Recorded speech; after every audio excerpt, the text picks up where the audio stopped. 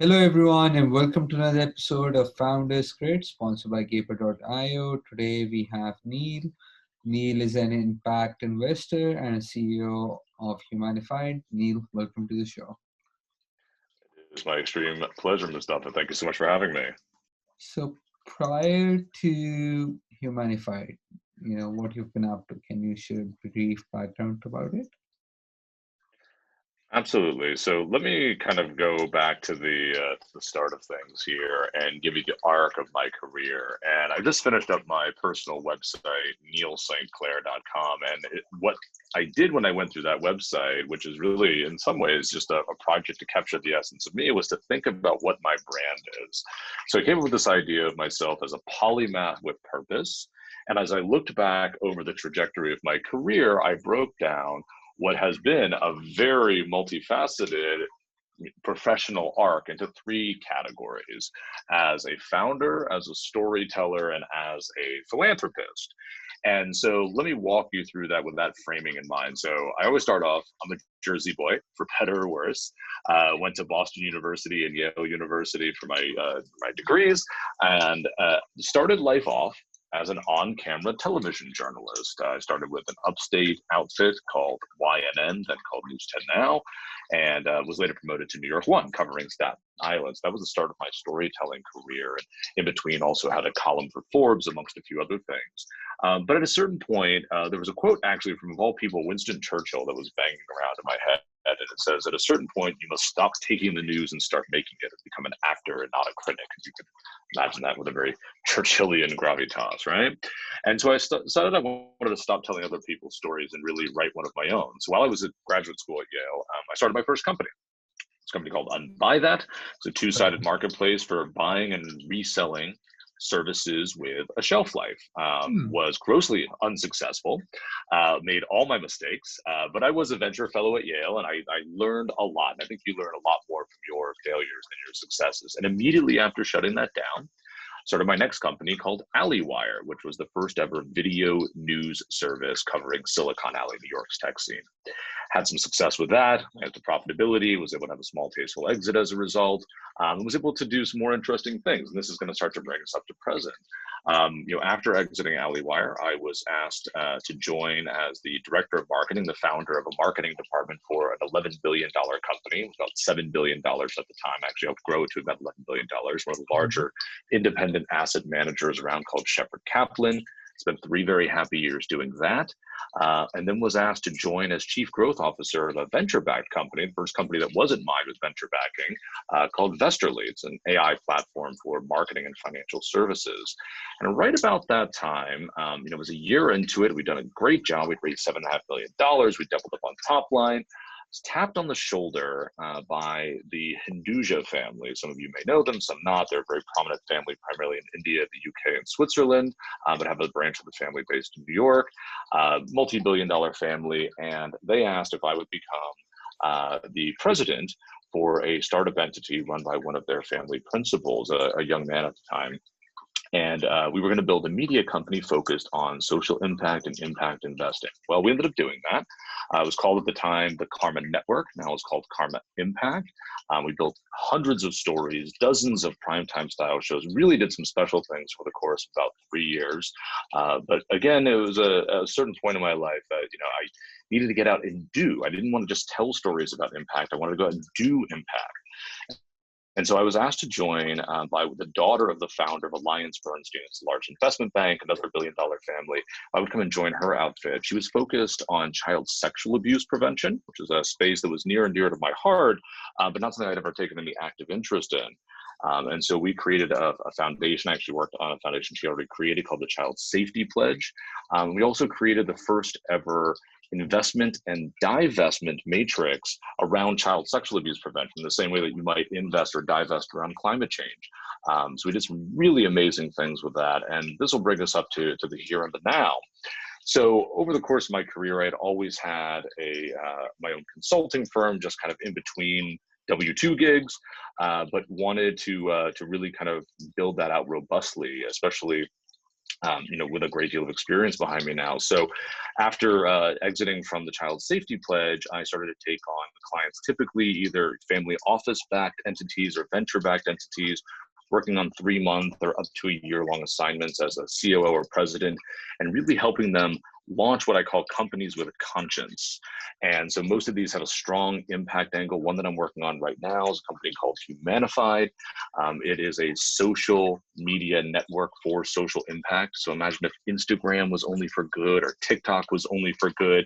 It's Yeah. actually run by a young woman who founded and has sold several successful brand and creative agencies. This is her first sort of scalable startup. And if we're able to actually scale this, believe it or Yeah. not, she would be the first woman and the first person of color to ever be involved as a founder of a social media network. If you look at Wow. TikTok, Instagram, if you look at Facebook, Pinterest, it's almost all white guys. TikTok somewhat accepted if you count the Chinese branch of the Yeah. company there. But so that kind of brings us up to the to present. So I'm working on these companies with conscience. It's been a fascinating journey. I do some angel and impact investing on my own. One thing I forgot to throw in there is I had a data insurance technology company. It was a 6-month quick turnaround that we built in-house for a large insurance broker. So I've had a wide ranging and varying career. It's been a lot of fun. Wow. Wow. Just Yeah, it leaves me breathless. nice. Nice. So just trying to keep the conversation much more relevant towards today's time. Okay. So let's start with your work at Humanified. Can you do a deep dive into it? What Humanified is doing and what you're doing? Absolutely. So, Humanified, as mentioned, is the first ever social media network for social impact. So, reasoning by analogy, think if Instagram was for good or TikTok was just for doing good, that's really what Humanified is all about. I serve as the chief operating officer, very honored to do that. And as also mentioned, if we're able to scale this, would be the first founding individual, a woman named Marla Gonzalez, who is not a white guy. Basically. Yeah. So, really interesting moment. So, the idea here is very straightforward. It's exactly the same kind of posting style, pages, and groups that you might see on a Facebook or an Instagram, the same kind of communication behavior, but it's highly curated. Not only does it have sort of first order parameter community guidelines like you would see on Facebook or Twitter or elsewhere, but it has a curation methodology that says everything that you post here must do prescriptive good for at least one person. And then there's a variety of other metrics and ways that we measure what good looks like so that we have things that are really helping people at scale. There's a lot that goes into the community and curation guidelines, as you can imagine, because reasonable people may disagree about what social impact is. And this is where we spend a lot of time and go down the rabbit hole in terms of, what is content that's allowable on the site. It's a mobile first application built for iOS initially, and then eventually will come out for Android, launching sometime in the early part of next year. And the idea is that would really help 3 primary cohorts: individuals who need pathways to not only doing sort of a little bit more performative and posting, hashtag activism, but now want to do something really materially good.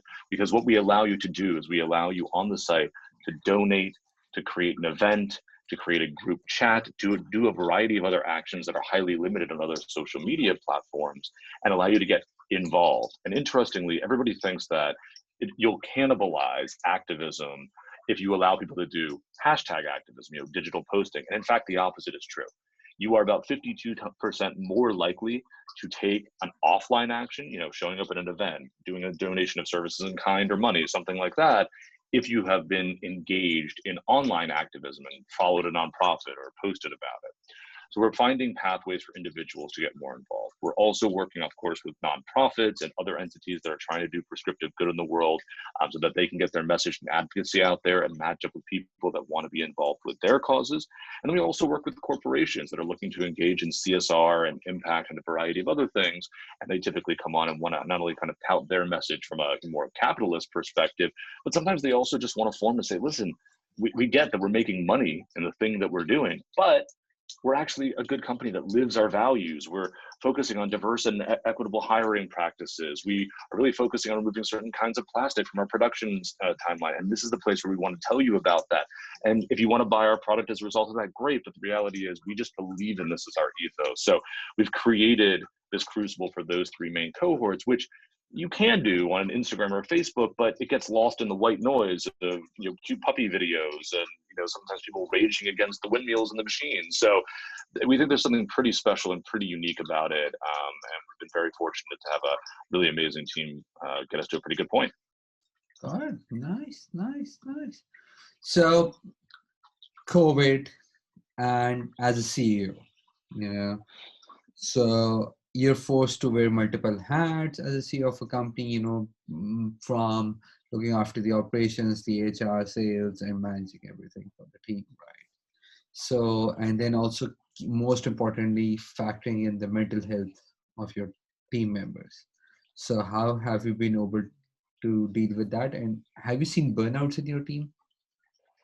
Yeah, so it's been really fascinating. I actually worked on helping to launch Humanified without having ever met Marla, Oh, who is the CEO and founder. And we wow. actually hadn't met until about 2 weeks ago Wow. in person. And so the entire company, in many ways, has been founded digitally. And I was one of the few senior executives. The other one, who's our chief product officer, she had known for many years, but they were both working remotely, were in physical proximity with each other. And similarly, the other team, she has a creative agency, as I mentioned, and many of them are also helping to do work on Humanified, but I've never met them in person. They're literally the four corners of the earth. We have one designer in Berlin. We have a project manager based in Argentina. We have staff members in New York and in LA. People are just everywhere. And so that obviously created some challenges. Just being able to read facial and body cues, as you can imagine, is a huge moment to understanding if someone's really buying into what you're saying, as opposed to just hearing their verbal reaction. So it's been interesting to learn how to trust and to understand and communicate with other human beings while you're building a company that you want to scale and change the world. So to your question, am I noticing burnout? So my own consulting agency, NES Impact, it's really just me at this point. I primarily take on the assignments through NES Impact, and then I'm typically dedicated to that single assignment. So I've been dedicated to Humanified for the last several months. And, I often talk with our junior staff and just say, hey, I'm not with you guys. And I imagine that you're having conversations with each other, and we can't go out and get drunk as a team and let off some steam and, gripe about the boss or whatever it is. Like, we just can't do the normal things that allow us to sort of gel and cohesiveness, which is important, especially at a start. And so I said, I need you all to be very honest and provide, feedback and everything that, if there's something going on. And I have a couple of very special team members who I go to regularly who have a real sense of the beat and the pulse of what's going on within the company. And, we have essentially weekly check-ins where I just ask very simple questions like, tell me how you're feeling and tell me what you're hearing from others. And every once in a while, we've got a really special team, but every once in a while you hear, listen, the team, they need a minute. They are, normal startup life, taking on 15 different things, wearing 50 different hats, and they're all ready to do that. But they're either feeling that they're living with too much ambiguity, or they're feeling overwhelmed, or because it's the time of COVID and they're worried about their jobs, they want to have additional, they're working 15-hour, 16-hour days every single day through the weekends, and we're hitting that point of burnout. And so every once in a while, we'll just kind of have like a special day off. We'll have a gripe session. We did a mindfulness and meditation session the other day via Zoom. And while it's imperfect, because there are many more things that we would like to do to reward the team and to provide them with some breath, we're doing what we can with what we can. And we continue to fight that uphill battle of building trust and from my perspective, also building authority and respect. Which is very difficult when you're on a Zoom call and, I'm not in my usual suit and tie, Yeah. we're just looking and acting a little different. And so those are the downsides. Very briefly, I think there are some upsides, which is, it does give the team the ability to take a break when they need to during the workday. And I say that to everybody. I'm like, listen, I need 6 solid hours out of you every day. And that's realistic for most people, right? Like, people are working 10, 12-hour days. They're jerking around for a few of them. They're taking a lunch. They're talking to other people. Like, it's really about 6 to 7 concentrated hours is the most you can expect out of a human being. I said, give me that in 2, 3 to 4 hour blocks throughout the day with no distraction. And if you need in the interim to go run an errand, go to the doctor's office, walk on the beach, do whatever you need to do, go do that. And that's been the nice upside of COVID, because as we know, working in an office and you're not there, you're out taking that walk, or you come in a little late, or you're in the bathroom, people notice that stuff. They notice when your chair is empty. And there's that pressure to always be present and get FaceTime in. And now there's not that same pressure. And we've been very specific about making sure like people don't have to be on video for every single call, to allow people to have some of that flexibility. And so I think that in many ways has led us to some realities of what the future of work is going to look like, regardless of whether COVID is present or not. There's some downsides, and we definitely need that in-person aspect, but I think the upside has been there as well. And I think it's taught us a lot about how we're going to engage in the future. Yeah, got it. Neil, last question, from your personal point of view, your top 3 productivity hacks during COVID that you've adopted that help you go through the day. Yeah, so my number one productivity hack is have a baby during COVID so that you're waking up at 4 or 5 o'clock in the morning, which is what I'm doing right now. So I have a 1.5-year-old, and having him be my alarm clock is super productive. Yeah. And I say that somewhat jokingly. Yeah. Obviously, that's not everybody's capacity, but I actually find that especially during COVID, if you can really get on your circadian rhythms, Yeah. waking up with the sun and going down with the sunset, that makes an immense difference in your productivity. It's something I've wanted to do for a long time, but given sort of standard working hours and my other obligations and my desire to like maybe go out and like party till midnight on a Thursday or something, well, I can't do that anymore, right? So I've allowed myself now to get back on my circadian rhythms, and it's been great. And I'm waking up at like 5 or 5:30, and I'm going to bed at like 8:30 or 9, like an old geezer, but I can't tell you how productive and focused I am during the day as the result of that. Some other things that you can layer on top of that, there's some good sort of vitamins and supplements, especially if you're stuck inside. I'm in Miami right now, so I can get outside and still get my vitamin D. If you're in the Northeast, that can be more difficult. Eating right, everyone's either losing or gaining a lot of weight right now, but really eating sort of like brain first foods, that combined with getting on your circadian rhythms and getting a really good pace going can be mission critically important to maintaining your sanity. I think during this time, and your overall productivity, I would say in a massive way. A more practical, functional one. So I have worked off of a single laptop screen for a really long time, and I just ordered 2 additional laptop screens, one of which I'm in the process of attaching to my computer so I can slide it in and out. I can't tell you how amazingly helpful that is to be able to have essentially like a mobile full screen desktop, and being able to mirror or that across, like that is so helpful, especially when you're in the tech space and you're looking at like, all right, here's my BRD and Funk spec on one page, here's my design on another on the dev server, here's the live, and I'm trying to do like a comparison. That has been unbelievably helpful to have that in a really meaningful way. And then I think the last thing for me, is getting some time back. And that has been letting go of a lot of the habits that ate up 1 to 2 hours of my day previously.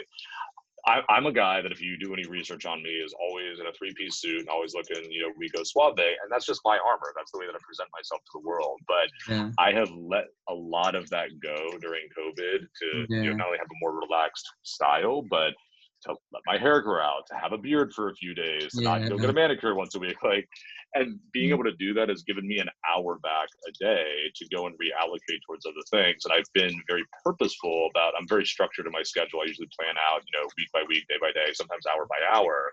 And being able to reallocate and have that hour back has allowed me to take on some other projects that I put off that I can now dedicate 5 to 7 hours to. So those are my major productivity hacks have been really mission critical and helpful. Got it. Neil, I'm pretty sure we could have talked for another half an hour, but my market team forces me to keep them limited. But thank you so much for being on our show, and take care of yourself. You as well, Mustafa.